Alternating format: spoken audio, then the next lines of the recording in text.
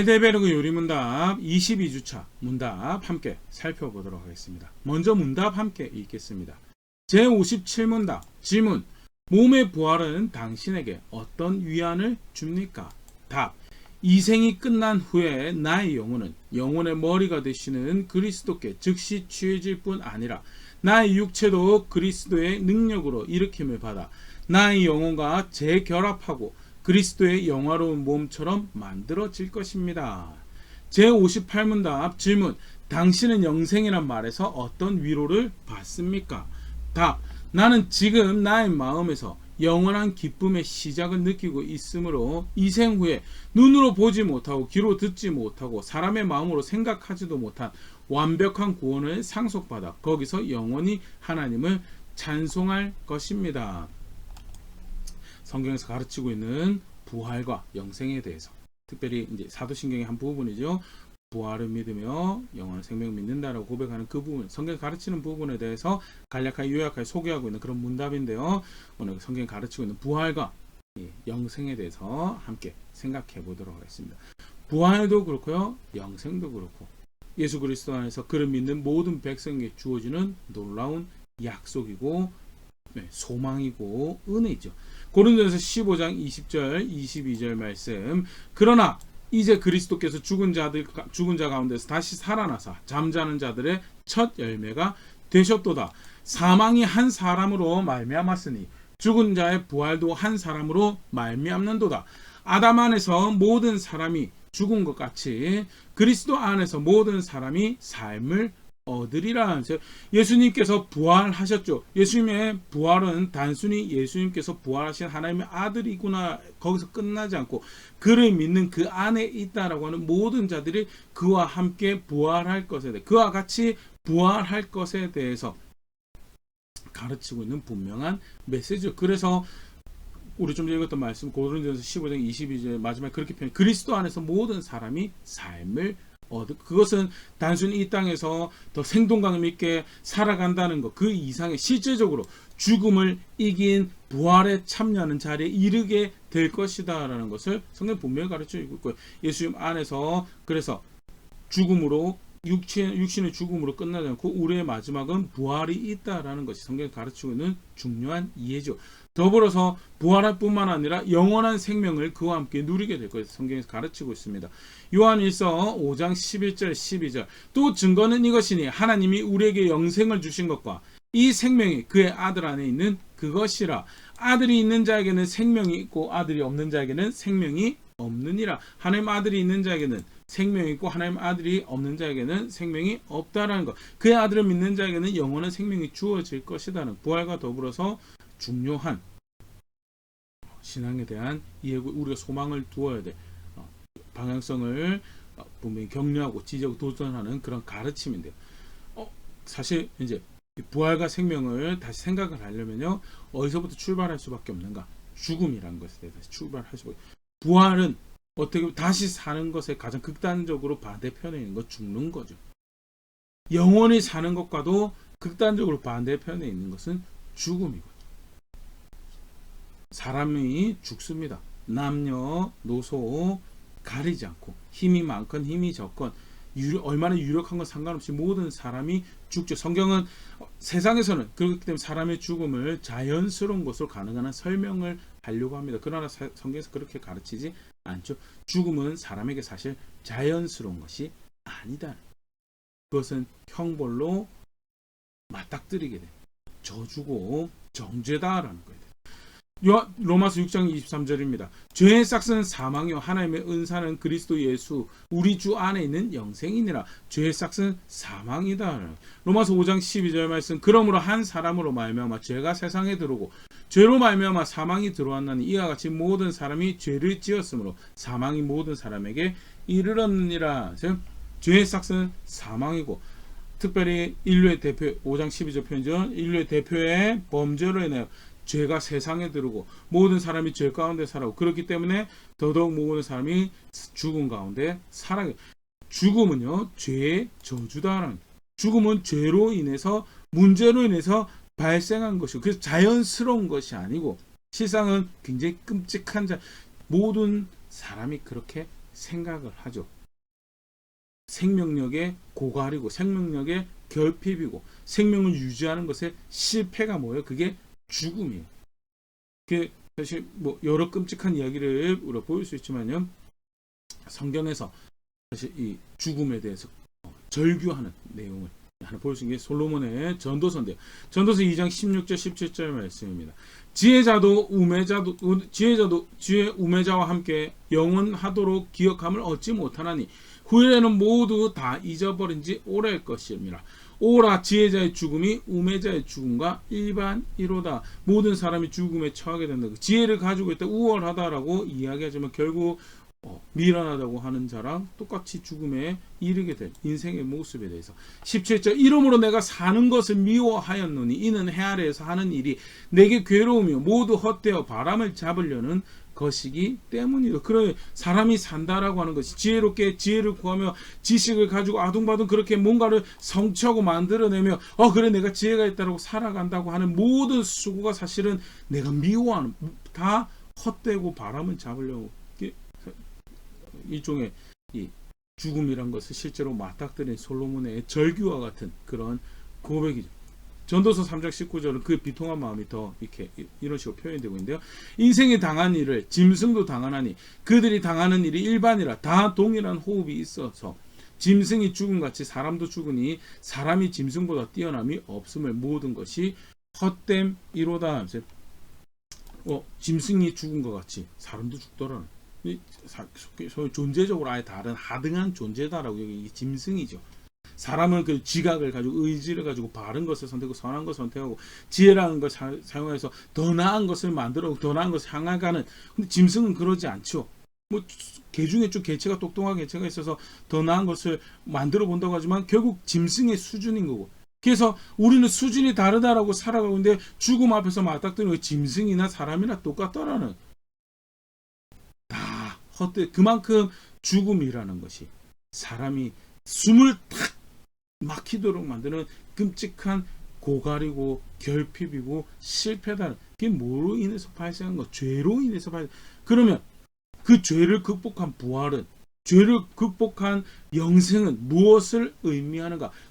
첫 번째, 예수님 안에서 그 죄가 진정 다 해결되었다. 디도서 2장 14절 말씀입니다. 그가 우리를 대신하여 자신을 주심은 모든 불법에서 우리를 속량하시고 우리를 깨끗하게 하사 선한 일을 열심히 하는 자기 백성이 되게 하려 하심이라. 모든 불법에서 우리를 속량하셨다. 모든 불의에서 우리를 깨끗게 하셔. 더 이상 죄와 관련된 거에 대해서 여전히 우린 미련하고 어리석거나 예수 그리스도 안에서 그 모든 것이 해결되어졌고, 그래서 예수 그리스도 안에 있다라고 하면 우리를 깨끗한 존재로 여겨서 죄로 인한 죽음을 과정으로 여기고 부활의 약속을 가진 자로서, 그리고 그 후에 영원한 생명을 약속한 자로 그 소망을 가진 자로 살아갈 수 있도록 하신 거예요. 그만큼 분명한 속량을 주어준, 분명하게 깨끗하게 하신 일을 하신 것이 예수님의 사역이고, 예수님 안에서 그런 은혜가 주어졌다는 사실을 분명히 확인하는 약속이 소망입니다. 그게 부활이고 영생이다. 더불어서 죄로 인해서 인생에 대해서 권세를 잡은 존재가 있죠. 마귀에 대한 분명한 승리를 또한 이야기하고 있는 것이 우리의 부활이고 우리의 영생에 대한 소망이다는. 자녀들은 혈과 육에 속하였음에 그도 또한 같은 모양으로 혈과 육을 함께 지니심은 죽음을 통하여 죽음의 세력을 잡은 자 곧 마귀를 멸하시며 또 죽기를 무서움으로 한평생 매어 종노릇하는 모든 자들을 놓아주려 하심이리. 히브리서 2장 14절 15절 히브리서 기자가 이야기하는 바죠. 예수님께서 사람의 모양으로 오셔서 우리 위해 대속의 구원을 베푸신 것, 십자가 대신하여 죽으심으로 대속의 구원을 베푸신 것은 마귀를 멸하시는 일이었듯, 죽음을, 죄와 죽음과 관련해서 권세를 잡은 자 마귀를 멸하시는, 마귀에 대한 분명한 승리를 이야기하고 있는 것이 뭐냐? 그 죽음을 이기는 부활이고 영생이라는. 더불어서 실제적으로 그 죽음에 대한 승리를 이야기를 하는 거죠. 히브리서 2장 15절도 분명히 이야기를 하고, 고린도후서 5장 1절에서는 이렇게 표현하고 있습니다. 만일 땅에 있는 우리의 장막집이 무너지면 하나님께서 지으신 집 곧 손으로 지은 것이 아니요 하늘에 있는 영원한 집이 우리에게 있는 줄 아느니라. 죄의 삭수로 당하는 죽음인데, 마치 우리 땅에 있는 장막집이 무너져서 이사가는 것처럼 표현되어지고 있는 것. 그 죽음의 승리를, 그 죽음을 하나의 과정으로 여길 수 있는 놀라운, 아까 솔로몬의 절규란 건 전혀 다른 이해죠. 다 헛되다라고 고백하고 있는 자리에서 아니, 그 옮겨지는 과정이고 옮겨질 것이 분명히 있고, 그래서 옮겨질 자처럼 살아야 되고, 고린도후서 5장 1절에서 이야기하고 있는 게 바울의 메시지는 어떻게 그런 일이, 예수님께서 분명히 그렇게 죽음을 이기셨고, 그가 오늘 앞에 봤던 고린도전서 15장 말씀에서는 그가 그렇게 우리의 첫 열매가 되셨다. 그 실제 부활하면서 죄의 문제가 해결되고 마귀에 대한 분명한 승리, 죽음에 대한 그렇게 실제적인 승리를 거두셨다고. 그렇게 죄의 문제가 해결되었음을 분명히 확인을 하고 있는 게 그게 뭐냐? 그게 부활이고, 죽음에서 가장 멀다라고 생각되는 영원한 생명이 우리에게 가르치는 바. 예수님이 그런 구세주가 된 그 안에서 그런 은혜가 주어지면 다시 분명히 확인하는 표현이 바로 이 부활과 영생이랍니다. 또 하나 더 관련해서 또 조금 다른 관점입니다. 죄라는 것이 결국 그래서 죽음의 문제를 가지고 왔다면, 궁극적으로 죽음을 가지고 오게 된 이유가 뭔가에 대해, 죄는 하나님과 관계가 망가뜨려진 거죠. 하나님을 거역하고 대적한 그 구체의 모습이 죄고요. 그걸 다르게 표현하면 하나님과 원수가 되었다. 로마서 5장 10절에서 그렇게 표현합니다. 곧 우리가 원수 되었을 때 그의 아들의 죽으심으로 말미암아 하나님과 화목하게 되었은지, 화목하게 된 자로서는 더욱 그의 살아나심으로 말미암아 구원을 받을 것이니라면서, 죄로 인해서 원수된 자리에 있었는데 아들의 죽으심으로, 그의 대속의 구원으로 인해서 하나님과 화목한 자리, 그게 죄의 문제가 해결되었다라는 또 다른 이 동전의 양면과 같은 표현이죠. 그리고 그것이 또한 무엇이 담고 있느냐, 우리 부활과 우리의 영생, 실제로 생명은 하나님께서 주시는 거죠. 실제로 생명은 하나님께서 주시는 것이고, 그 모습을 잘 볼 수 있는 게 사실 성경 첫 장면에 등장합니다. 에덴 동산의 한 중심에 뭐가 있었죠? 생명나무와 선악을 알게 하는 나무가 있었다는, 하나님 만드신 하나님 통치 가운데 있는 자리에서 아담이 하나님 형상의 중심이 있을 것 같지만, 사실은 그 중심에는 선과 먹어야 될 것과 먹지 말아야 될 것을 판단하는 하나님 질서가 있었고, 생명을 주시는 하나님이 있었던 거예요. 결국 하나님으로 인한 생명을 누리는 것이 그게 인생의 영생이죠. 그 창세기 3장 22절 말씀 보면요, 여호와 하나님이 이르시되 보라, 이 사람이 선악을 아는 일에 우리 중 하나같이 되었으니 그가 그의 손을 들어 생명나무 열매도 따먹고 영생할까 하노라 하시고, 범죄한 사람에 대해서 하나님, 죄된 저주받은 상태가 지속적으로 이어지는 것이 또한 더 큰 저주이기에 그들을 에덴 동산에 내쫓는 결정을 하시면서 하셨단 말이죠. 생명나무 열매를 따먹고 생명나무를 따먹고 영생한다는 건 어떤 아티팩트를 취하니까 영원 생명이 주어지다, 그걸 의미하는 게 절대 아니죠. 하나님 만드신 그 동산 한가운데 하나님 통치가 질서가 있고, 그 질서를 따라서 생명 공급받는 것을 의미하는 거고요. 죄의 문제가 해결되어서 하나님과 관계가 회복되어졌다는 것, 결국 그것이 의미하는 바가 뭐예요? 그게 영생이고요. 그게 죽음을 이기는 승리, 부활이 담고 있는 의미다라는. 그래서 결국 예수 믿는 사람들이 어디로 인도되어져 가나요? 영생을 하는데, 죽음을 이기고 부활하고 영원한 생명에 이르겠는데, 결국 그게 다른 표현으로 어떻게 표현되느냐, 요한계시록 21장 3절 4절 말씀입니다. 내가 들으니 보좌에서 큰 음성이 나서 이르되 보라, 하나님의 장막이 사람들과 함께 있으며 하나님이 그들과 함께 계시리니 그들은 하나님의 백성이 되고 하나님은 친히 그들과 함께 계셔서 모든 눈물을 딱 그 눈에서 닦아주시니 다시는 사망이 없고 애통하는 것이나 곡하는 것이나 아픈 것이 다시 있지 아니하리니 처음 것들이 다 지나갔음이라. 궁극적으로 영생을 누리게 되는 모습이 어떻게 표현되는가 들어서 보면, 하나님의 장막이 사람과 함께 있어서 하나님이 그들과 함께 계시리니, 하나님 백성이 그들은 하나님 백성, 하나님이 친히 그들과 함께라는 표현이 무려 3번이나 묘사되면서 영원한 생명을 누려 하나님 나라에 함께해서 영원한 생명을 누리게 되는 하나님 백성의 모습이 그렇게 묘사되어지기 때문에, 그게 사실은 영생이 의미하는 바고요. 영생이 의미하는 바고요. 그렇게 실제적으로 하나님과 관계가 회복이 되어졌다는, 예수 그리스도 안에 주어지는 영생이 의미하는 바가, 부활이 의미하는 바가 뭐냐? 예수님 그렇게 분명한 구원을 베푸셨고, 그래서 죄의 문제가 해결되어지고 마귀의 권세가 깨뜨려지고 죽음을 이기는 실제로 그런 놀라운 은혜가 주어졌다면 그 이면에 그것이 의미하면 하나님과 관계가 회복되어졌다. 그래서 하나님의 형상으로 구체적으로 살아갈 분명한 당위성과 열정이 우리에게 주어졌다는 그 결과 그 수고의 이 걸음의 이 끝이 마지막에 하나님과 함께해서 그와 함께 생명을 누리는 자리에 도착하는 것이 영생이 담고 있는 바고 부활이 우리 분명히 확인하고 있는 분명한 사실이죠. 놀라운 약속, 소망이 주어졌는데 이 놀라운 이해가 다시 우리 분명히 확인하는 것이 있습니다. 그게 뭐냐? 무엇이 진짜 성공이고 무엇이 진짜 실패냐라는 것.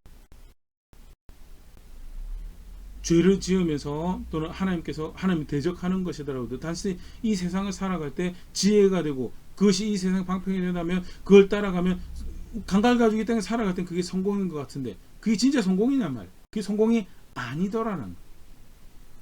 여전히 그렇게 아둥바둥 세상 지혜로 세상에서 소위 말하는 가진 자와 누리는 자의 자리에 살아가는 방법들을 택해서 살아갈 때 그렇게 해서 맞닥뜨린 자리는 솔로몬의 절규하는 자리죠.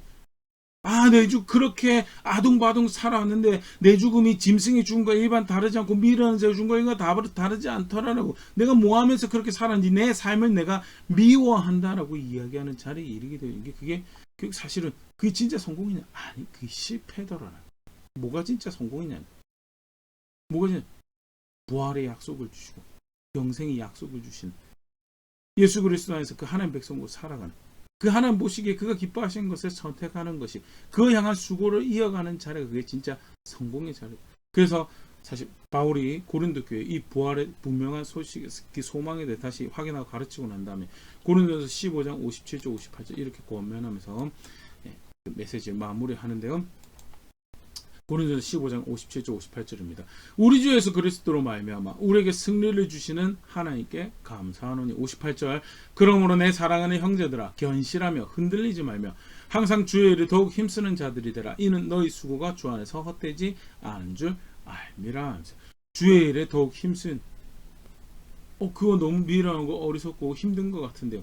근데 실상 부활을 알고 난 예수 그리스도의 약속되어진 영생을 알고 난 아니 그게 진짜 성공이구나.